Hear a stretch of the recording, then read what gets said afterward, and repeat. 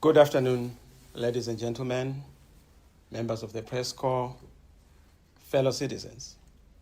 I come to you at such a critical moment in the history of our country, possibly after 2 years, having left the dance floor, hoping that somebody else would occupy that dance floor. But I see there's none who has chosen to occupy the dance floor, and the dance floor is vacant. And I've seen it fit that I'm back on the floor to dance for my nation, to dance for the citizens, and to dance for the future. Our nation faces a pivotal moment and a critical juncture in the history of our country.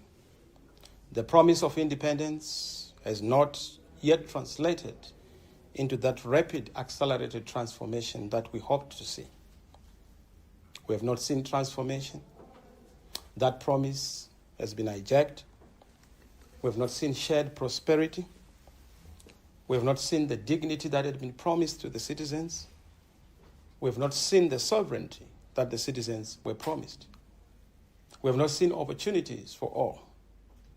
But today, Zimbabwe is gripped by a disputed national processes cycle, deepening economic hardships, political uncertainty, social collapse, and moral decay. Government services and support has been partisanized, meaning to say that things are done according to the partisan lines. We have seen an escalation of discohesion, unfolding instability, heightened national anxiety, and eroded public trust. We have endured decades of crisis, political intolerance, national discohesion. Hatred has become a religion. Hate has been foisted upon the citizens on account of politics and political differences. Zimbabwe continues to suffer from a debilitating legitimacy crisis born out of rigged elections, institutionalized idolatry, sponsored hate, contrived intolerance, endemic corruption, illegal recalls, hijacking of genuine alternative or opposition, and ubiquitous state capture. For Zimbabweans in the diaspora, life has not been easy. The struggle is real. Men who have left our country continue to suffer and wallow in abject poverty. The immigration issues affecting the world, and Zimbabweans in particular, are numerous. The harassment, the embarrassment, the humiliation that we have to endure is despicable. Some are locked up in unlawful detentions. Concurrently, we've also seen the resilience of the citizens of Zimbabwe that remains unbroken. From our towns to our villages, and our factories, our industries, the diaspora and at home, the call is clear. Change must happen, and change must kick in. Zimbabwe must reset. Zimbabwe needs a fresh start. This is the moment, a moment for a fresh start, a new beginning that is anchored on transformation, unity, hope, and purposeful action. We are all aware of the crisis in Zimbabwe.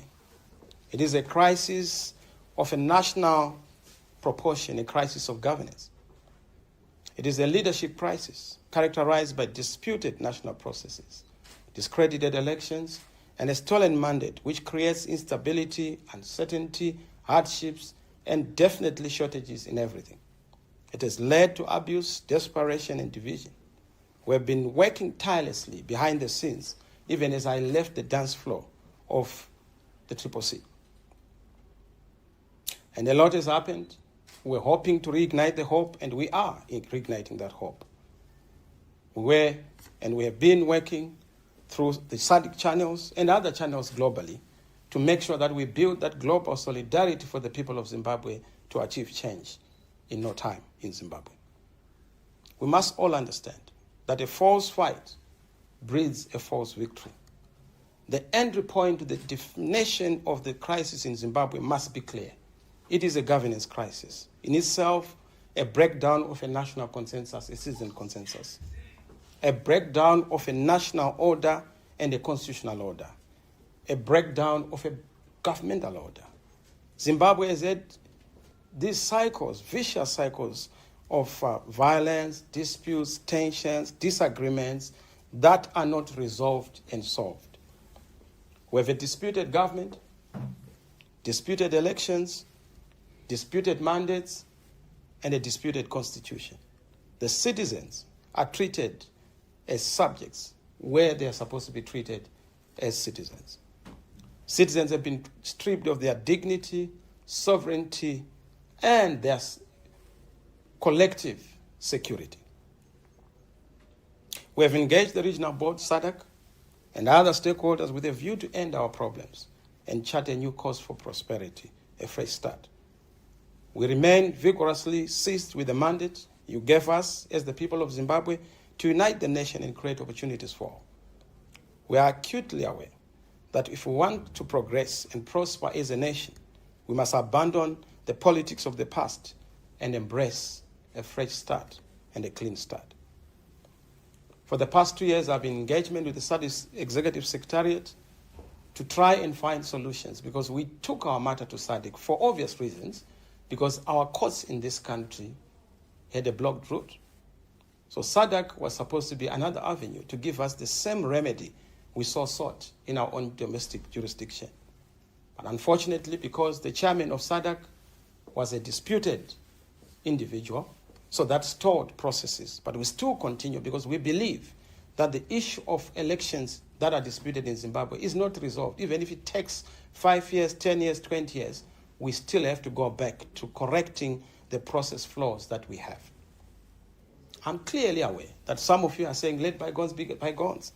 Some of you are saying, no, it's already water under bread, it's spilled milk. No, it's not. If we don't fix what's broken, we'll never get it right. Zimbabwe needs a fresh start. What happened before must never be repeated. Zimbabwe needs a new way. The new way born out of a long-term reflection on a critical truth. The challenge of our politics is that the alternative has for a long time been built on the rotten, compromised, exhausted, and sterile past. A past that stifles the organic emergence and growth of an authentic, credible alternative in Zimbabwe. Instead of progress, the old ways have produced entitlement, fatigue, exhaustion, compromise, corruption, and being bought, joining the grave train. People literally chasing titles and entitlements instead of pursuing the agenda of transformation. Such foundations cannot sustain a credible alternative. This is why Agenda 2026 is about a clean break from the mistakes and missteps of the past.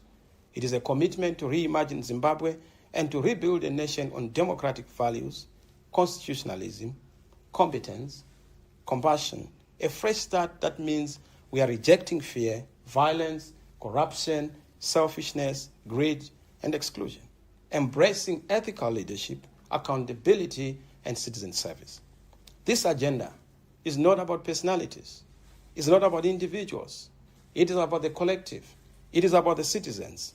It is not about political parties either, but about citizens, about a movement that embraces all citizens. It is not about positions. It is about purpose. It is not about whatever we have seen, the recycling of the old, but the renewal of the citizens and their galvanized agents.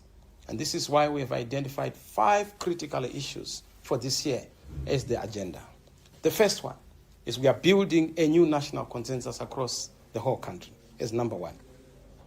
A new national consensus entails what we want to see with the citizens, for the citizens, about the citizens. Citizens need a unit of action, a unit of direction, and of course a unit of destiny and destination. Unity is not imposed. It is built organically from below through communication, connection, conversation, consultation, and consensus.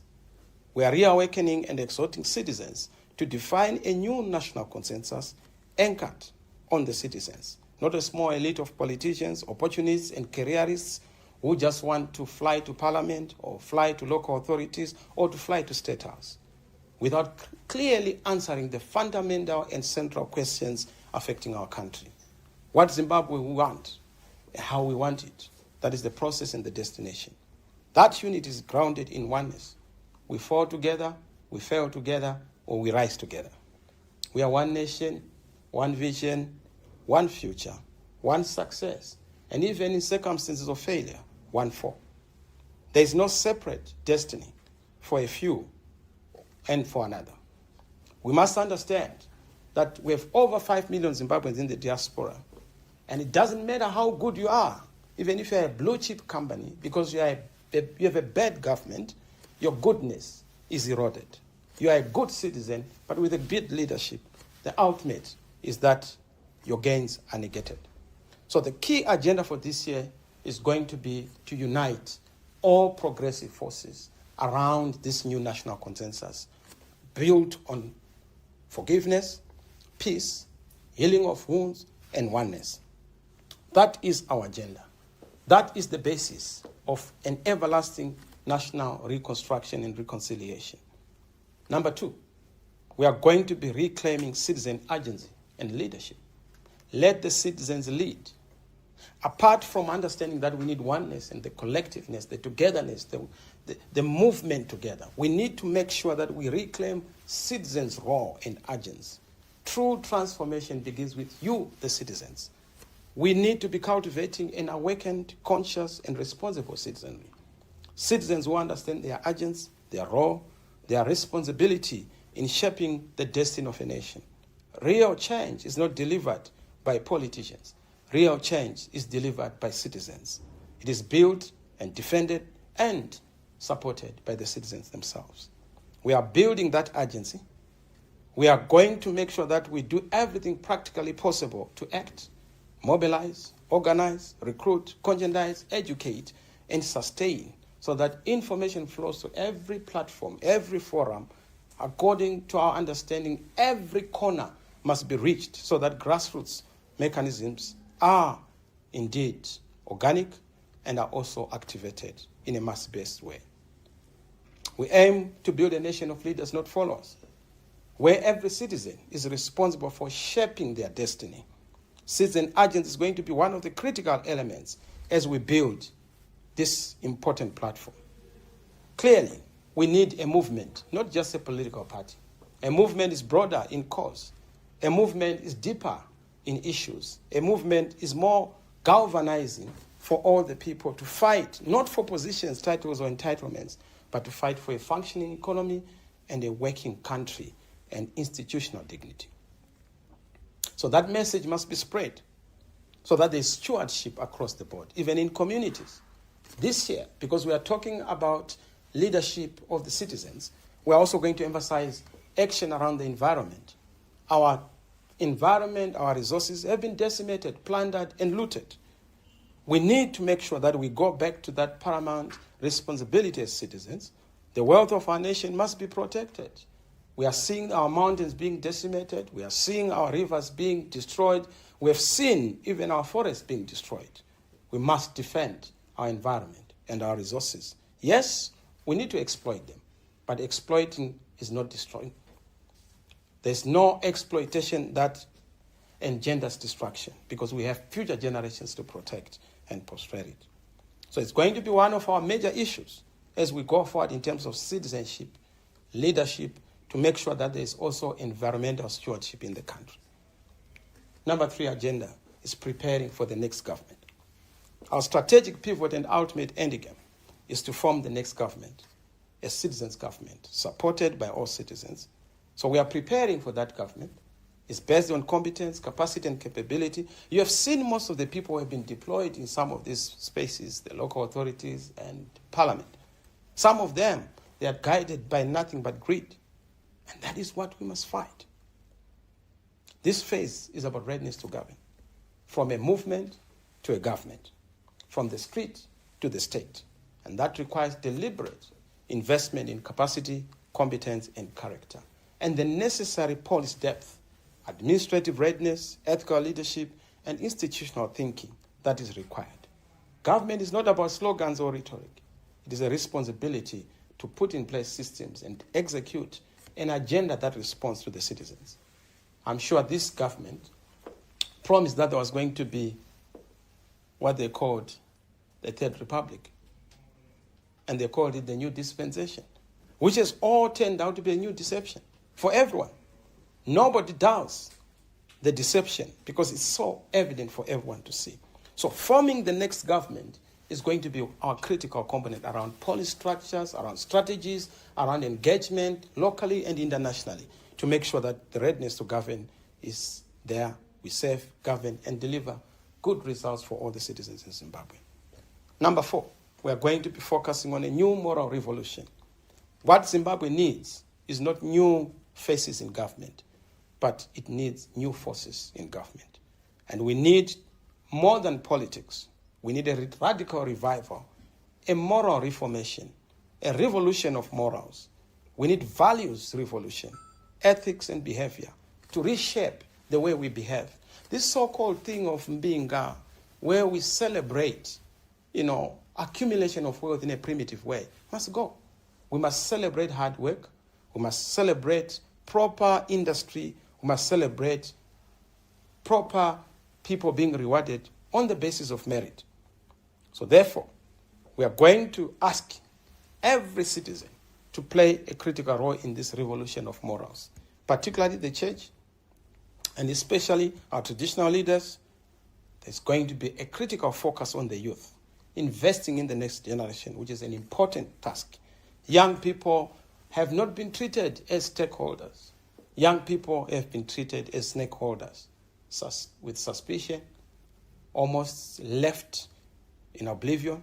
And that is our focus, focusing on the young people, equipping them, skilling them, capacitating them, raising the civic consciousness, ensuring that young people are ready to take the responsibility for this country's political, economic, and social, cultural transformation.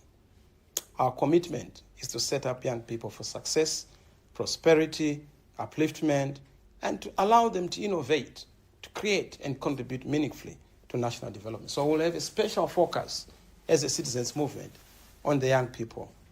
Last but not least, which is agenda item number 5, is the international agenda. The world is in a crisis.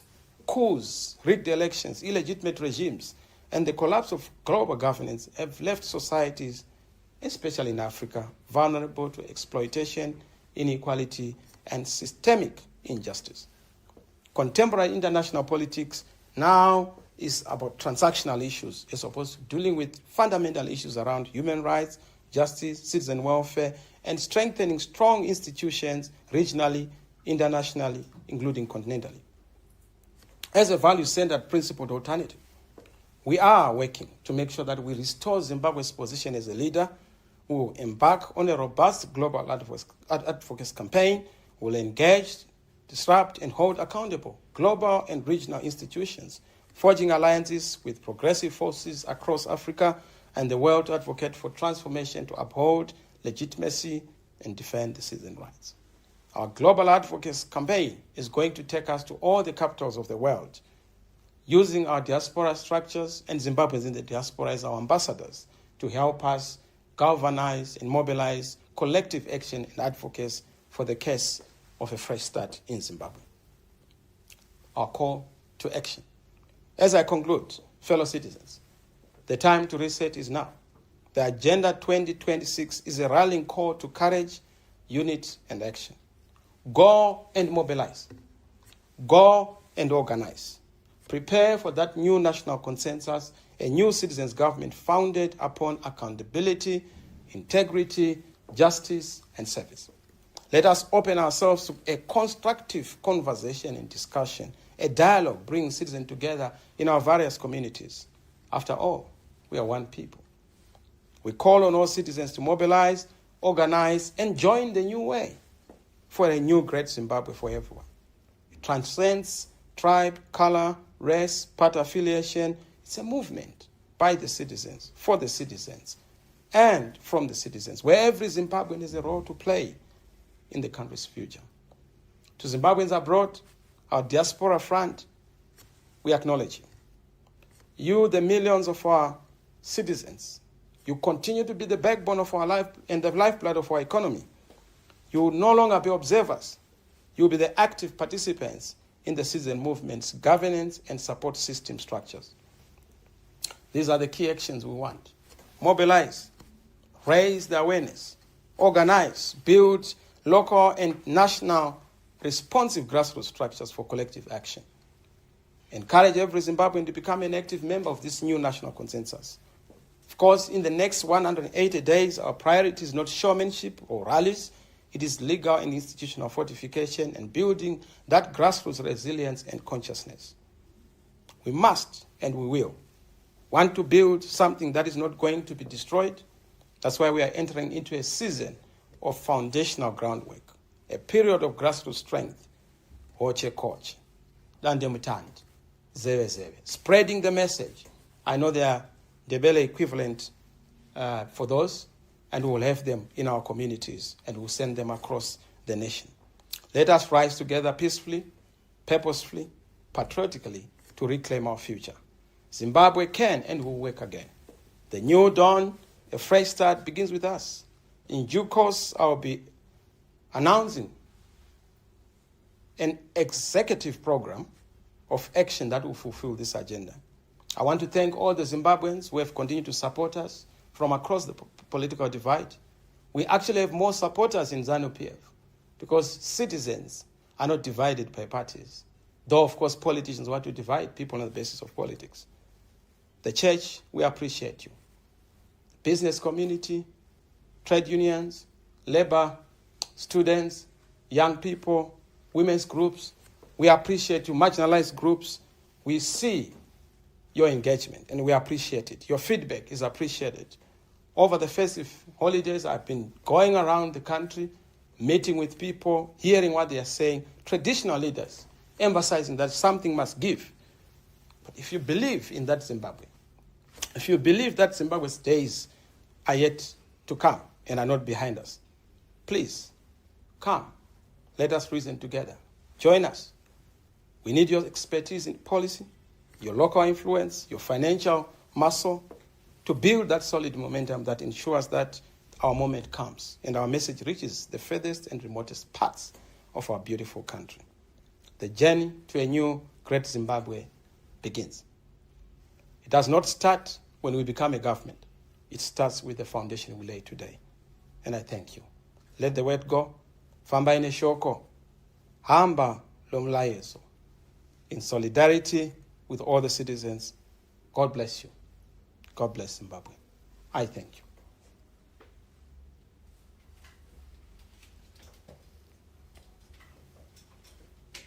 I'll take very few questions. I was not going to take questions.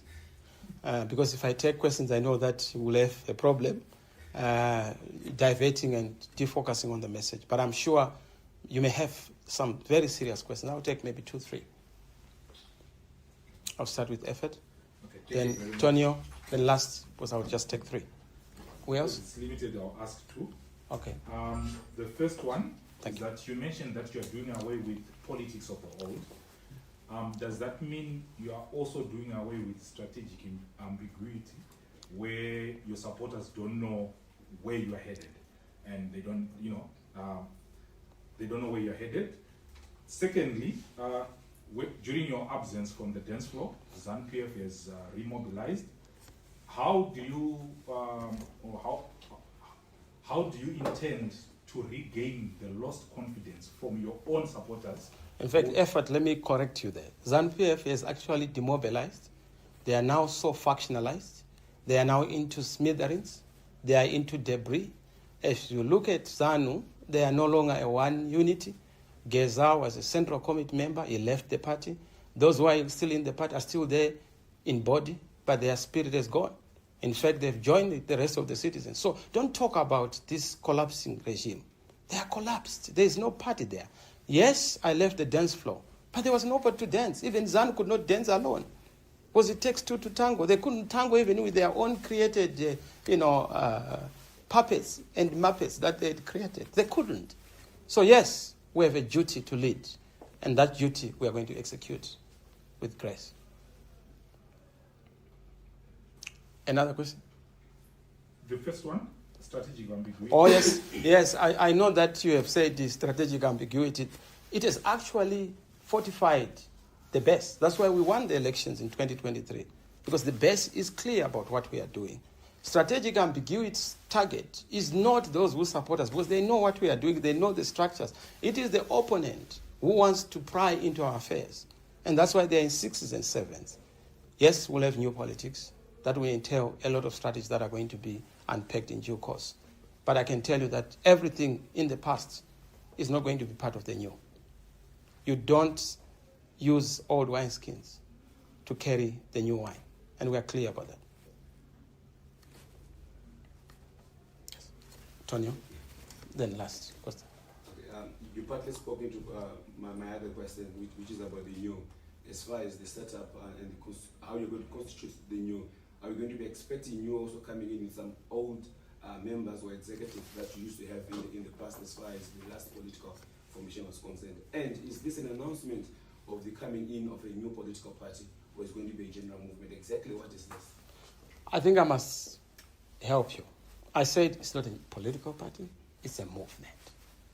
It is, and a movement is like the liberation movement. Who was the president of the liberation movement?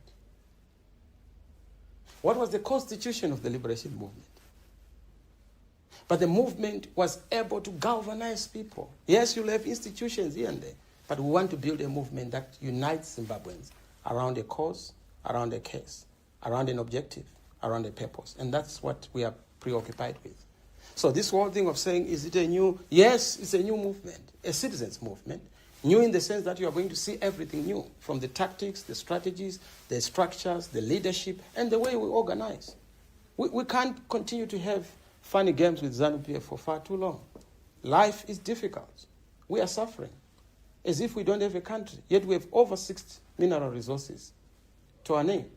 God blessed us, but human beings cursed us. We have everything in this country except leadership. We must correct that. What's broken must be fixed, and that's our focus, and that's our initiative. So I hope that answers you. It clarifies. Thank you. Last but not least. Yeah, President, I will repeat the question perhaps in a different way. You've emphasized on the forgiveness, and therefore, does this forgiveness also leads us to see people that you have worked with before? I will refer to the call which was made by your former colleague Douglas Ngonzoro. First of all, you must correct, because when you say former colleague, it's a misnomer. And you know that they worked with ZANU to destroy us. And that's a common position. So forgiveness is going to be about us not carrying those grudges, but looking at the future and being united by everything. But we can't repeat the same mistakes. Only a dog feeds on vomit as its meal. We are not dogs. And then there have been some social media slays that alluded to you not having condemned enough the 2030 agenda, which is being pushed by ZANU. It's inconsequential. It doesn't exist. Even if ZANU were to wake up tomorrow and impose a parliamentary circus and fast-track things, that does not change the fact that Zimbabweans do not support that stupidity. That's foolishness. It's a walk in the dark. It's a walk on the slippery slope. And they will fall.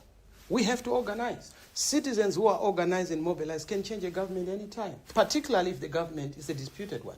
And if it has been rendered illegal and illegitimate, even by SADC, even by the AU, even by all the observer missions. So our focus is not on false fights. That's what I said. Don't fight a false fight. Assuming that we go and fight that so-called 2050, it doesn't succeed and we say we are successful. What is the definition of success? 2028? But no, that's not success. Even 2020 is not success. Success is for us to resolve what's broken. The constitutional order that has been thrown out through the window. Go and guard against abuses in government so that the governmental order is restored. So the issue is not about defending what's not there. The constitution can't be defended when it's not there. You can't defend a nullity unless if you are a nullity. You can't defend what does not exist. There's no constitution in this country. Even those who are in government know that the constitution has been shredded apart. That's why they can have a party resolution being imposed on a people. Where do you have a party resolution being a national resolution? You want to sustain a nation on the basis of party or partocracy, state-party conflation. No. Zimbabweans are bigger than political parties. If you're ZANU, you are a numerator. You can't be the denominator. The denominator is Zimbabwe. We must all come together and debate issues about the country. If you want to go it alone. And we will teach you that you can't walk alone when you are talking about national issues. It's for all of us. It's for all of us to come together and define the common way forward. So we don't want to be invited into factional fights within ZANU and join that. The crisis is a governance crisis, a constitutional order breakdown crisis, a governmental order breakdown crisis, the absence of elections. We go into an election is a ritual. What Museveni has done in Uganda, what we saw in Tanzania, partially what happened in Mozambique, that phenomenon must be arrested and curtailed. And it takes citizens who are bold, decisive, and are clear about what they want, and will lead the church. You know, in the interest of honoring ladies, I would just say allow my sister. But otherwise, you know, in a fair world, I'd say 3. Okay, you say this is not a political party, it's a movement. So does this movement have a name? Oh yes, you see, it's an organic animal. It's everywhere. You know, if you want the real name, you'll see when ZANU screams. They will help us pronounce that name. But you know, we have been down this route. We know how they operate. We have also learned them, you know, and we'll teach them a lesson. So do you have structures? Oh yes, everywhere. We are all over. That's why you see that wherever you go, if you drop a stone in this country, chances are you will hit a citizen movement supporter. Wherever you go, you can ask ZANU. They will tell you. That's why they can't afford to operate without shouting our names and obscenities against us. They know that we mean the real deal and the real gun. And governing a country is not a solo affair. ZANU cannot do it alone. They've done it alone and we've allowed them, but we will not allow them any further. I thank you. God bless you. Have a blessed new year and wish you a fresh start. Thank you.